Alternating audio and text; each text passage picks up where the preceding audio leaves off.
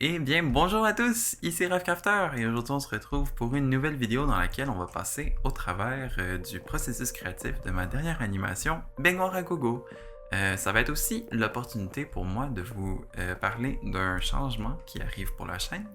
En effet, si vous avez écouté l'animation et que désormais vous regardez également la chaîne, vous pouvez voir que Raph Langer a désormais apparu comme pseudo. Mais qui est Raph Langer, me demanderez-vous?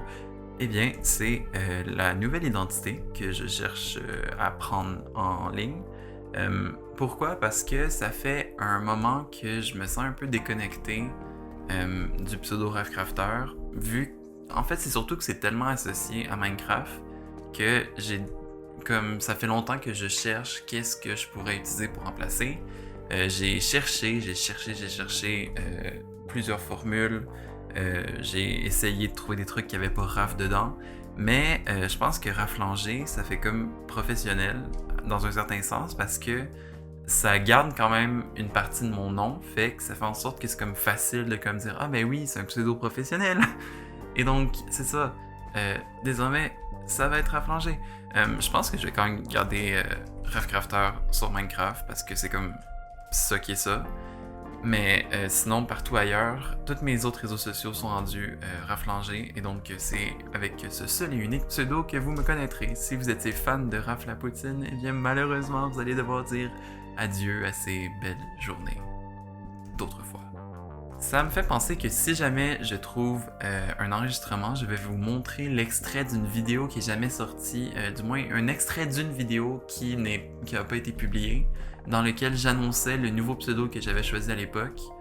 J'avais montré la vidéo à ma maman et elle avait dit genre ok, t'es sûr? Et là j'ai comme fait oh, une minute, les gens vont détester. Et finalement c'était pour le mieux. Alors si je l'ai retrouvé, le voilà maintenant. Pour souligner ce changement personnel, j'aimerais changer d'idée.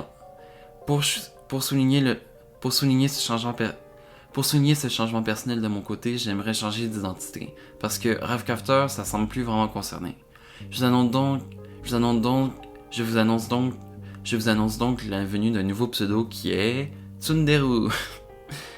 Alors, il va falloir du temps pour pouvoir prendre le réflexe de s'y habituer, mais je suis sûr qu'avec un peu de temps, tout le monde va pouvoir s'y faire. On vit dans le meilleur des mondes puisque je sais désormais faire des phrases complètes et j'ai un nouveau bon pseudo. Donc voilà, c'est ça, vous pouvez retourner à la vidéo. Alors, on se retrouve dans cette petite maison. Donc, Baignoire à gogo est mon premier projet que j'ai créé entièrement sur Maya avec un style Minecraftien. Et donc, pour commencer le projet, il me fallait un petit scénario et une maison. J'ai commencé par construire la maison, qui est une modification un peu de la maison qu'il y avait avant pour Moumou et ses humains. Donc, autrefois, il y avait un aquarium ici, puis la salle était vraiment différente. Et ensuite, je l'ai update pour Escargot en danger. Et ensuite, j'ai refait une modification pour la nouvelle animation. Donc, par exemple, la chambre des Moumous a changé. Avant, il y avait un foyer, maintenant, c'est des lits. Donc, c'est des trucs qu'on n'a pas vu dans l'animation et je sais même pas si on va finir par voir ces pièces-là dans les animations. Donc, je vous fais une petite visite guidée. Et donc, j'ai pensé à Baignoire à gogo comme un petit projet simple pour développer mes compétences personnelles sur Maya. Parce que j'ai étudié en animation, mais j'ai pas forcément eu l'opportunité de faire des gros projets comme ça d'envergure. J'en ai eu un qui s'appelait... très bonne question, comment il s'appelait? C'est sur la chaîne bonus Bacadérou. C'est sur un petit bonhomme rouge qui veut finir son travail de fin d'année et ça crache et là il se met à pleurer. Donc c'était vraiment simple, j'ai pas tant apprécié le faire, genre c'était fait sur 3ds Max et 3ds Max pour ceux qui savent pas, ben c'est un peu triste à utiliser. Mais bon, j'ai vraiment pas envie de m'attarder trop longtemps sur la map, je voulais juste vous la montrer pour que vous la voyez. Quand le congélateur s'ouvre, ici, il n'y a rien, donc j'ai dû rajouter au montage une petite section blanche. Et donc c'est ça, on peut passer au scénario, donc on va dire bye bye à ça. Donc j'ai un petit scénario très normal. En fait, c'est comme la première fois que j'essaie de faire un truc un peu plus professionnel, parce que genre dans les vrais scénarios, admettons, il y a tout le temps genre d'indiquer si c'est à l'intérieur ou à l'extérieur, ta scène, où est-ce que ça se trouve, si c'est de jour ou de nuit, genre c'est tout le temps des petites informations, fait que j'ai bien aimé structurer ça comme ça.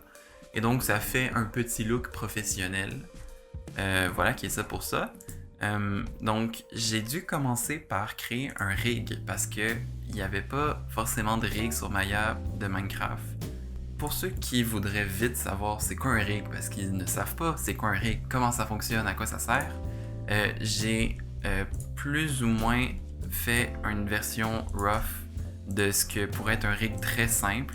Donc dans ce cas-ci, j'ai le corps qui va tout bouger. Donc ici, mon corps bouge. Ensuite, les bras peuvent bouger avec le corps, donc très simple. Mais voilà, il faut tout connecter les affaires. C'est tout déconnecté, ça fonctionne pas, c'est pas beau. Et au final, c'est mal. Donc je vais supprimer ça. Alors ici, j'ai mon vrai rig que j'ai créé. Donc ce que j'ai fait, c'est que j'ai utilisé mes compétences que j'ai réussi à avoir avec des rigs plus complexes et je les ai appliquées pour ce magnifique petit rig. Les jambes ne plient pas, ni les bras, et ça c'est une direction artistique que j'ai pris en essayant de me fier au trailer du jeu, où est-ce que les personnages ne plient pas les bras. Donc tout est assez bloqué dans ce rig-là et c'est très sympathique. J'ai fait des petites switches aussi, donc si jamais je veux que soudainement la jambe soit en FK, comme ça, et que quand le corps bouge, la jambe suive, ben c'est possible. Donc j'ai pris énormément de temps à faire ce rig, beaucoup de temps. Et une de mes parties préférées du rig, c'est notamment les yeux et aussi la bouche. Donc j'ai ici mes sourcils aussi qui sont en gros plein de petits bonds qui sont contrôlés par 3 contrôleurs, donc il y a une déformation assez grande qui peut être faite avec. Il aurait pu avoir plus de séparation pour faire genre une plus belle courbe, mais ça fonctionne pour un petit rig simple comme ça. Donc voilà pour son petit sourcil. J'ai les pupilles ici qui peuvent bouger grâce à mes contrôleurs, et ça c'est juste des planes. Je peux sûrement vous montrer ici. Donc ça, c'est mon outline où est-ce qu'on voit tous les objets. Et là, ici, admettons, j'ai mon fond. Ensuite, j'ai plein de versions de pupilles ici. Et ça, en gros, c'est parce que je suis pas bon en rigging et donc j'ai fait mon possible. Donc vous verrez que ici, les pupilles, chaque fois que les yeux changent de taille, ici, ça change de pupille parce qu'en gros, les pupilles font la même taille que le fond. Et il faut que la pupille, dans le fond, reste, quand que je fais bouger les yeux, il faut qu'elle reste à l'intérieur. Et la manière que j'ai trouvé de dire au logiciel, il faut pas que ça dépasse telle zone, ça a été de créer une version différente pour chaque grosseur d'œil.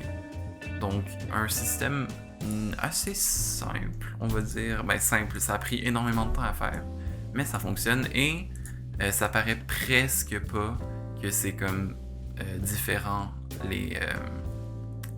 que c'est différentes shapes. En tout cas, bref, vous m'avez compris. Donc, j'ai aussi ici mon rig de bouche qui a ici plusieurs sprites pour la bouche et ensuite ça peut scale ici comme ça. Et j'ai ici un contrôleur pour ma langue. Donc, quand la bouche est ouverte, on peut sortir la langue et également faire une baboune ou un sourire. Regardez là comment il est funky. Wouhou! Donc c'est pas mal ça pour mon rig. Ça a pris énormément de temps à faire, mais je pense que ça a valu la peine, du moins je pense. Si jamais il y a des gens qui ont Maya, ce qui m'étonnerait, et qui veulent utiliser le rig, je vais le rendre disponible dans la description. Donc je pense que c'est assez customisable pour que vous vous en sortiez. Et c'est pas mal ça. Je vais peut-être vous montrer rapidement celui à Moumou, qui a à peu près la même philosophie. Donc ici, j'ai un coup qui est en FK, mais grâce aux modifications que offre Maya, j'ai également un truc en IK. Donc ce qui fait en sorte que je peux le faire danser sans trop de problèmes.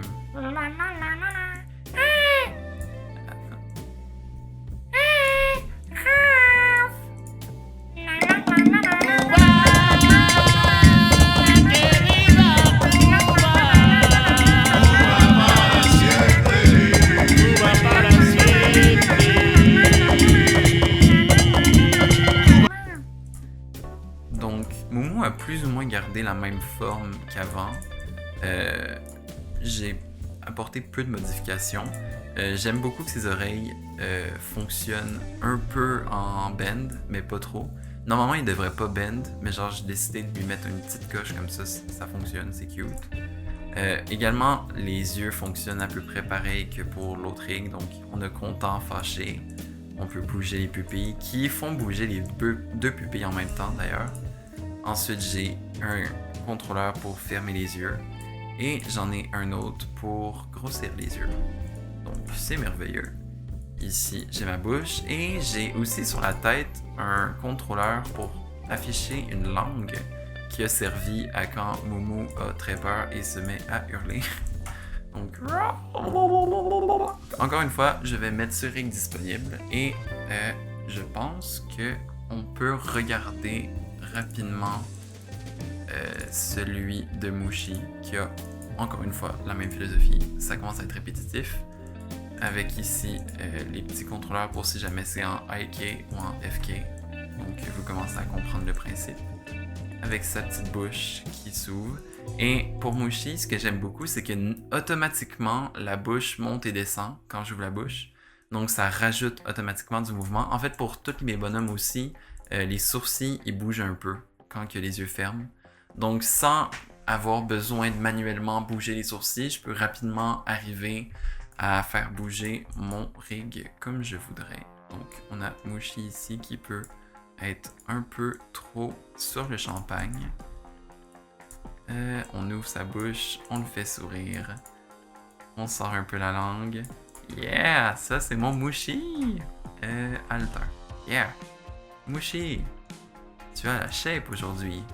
Bienvenue dans mon petit espace de travail. Donc, ici, j'ai un layout un peu de ma maison parce que au début, je l'importe tout le temps, ma maison. Sauf que, vu que c'est un peu contraignant naviguer dans une pièce petite, puis là, voyons, je suis rendu où? Ben, je crée tout le temps une petite version facile comme ça pour pouvoir facilement aller animer sans trop de contraintes. Et j'ai pas grand chose à dire honnêtement sur l'animation parce que en fait, le plus difficile avec mon animation, ça a été de comprendre comment faire les choses que je faisais sur, admettons, Minimator. Mais une fois que c'était compris, ça allait très bien. Donc là, ici, on a la première séquence, fonctionne très bien. Je peux vous montrer les autres. Le seul truc, c'est qu'on va pas avoir les textures des personnages parce que j'ai pas les textures dans le bon dossier. Fait que là, tout est une texture grisée. Donc, vous m'excuserez. Mais voilà, on a par exemple ici Moumou, le pauvre Moumou, qui se met à... Donc, j'ai beaucoup aimé animer Moumou dans cette scène-là. C'était très, très rigolo.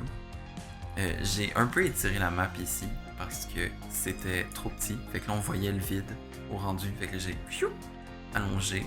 Donc, normalement, on verrait les textures étirées. Mais vu qu'il y avait le blizzard, ça paraissait pas. C'était ma petite technique secrète. Je peux sûrement vous montrer la scène 5, qui a beaucoup de personnages. Quand que les personnages ne sont pas à la caméra, forcément, on les anime pas. Et donc Raph passe la majorité de la séquence en dessous de la map. Et Jas est juste au-dessus en attente de tomber. Louch! Aussi, je me suis permis de faire quelques triches, donc si jamais je m'en vais créer une autre caméra ici, que je la mets dans ma caméra, et que cette caméra-là, on la mène ici, touc! On va pouvoir voir quelques petites triches que je me suis permis de faire.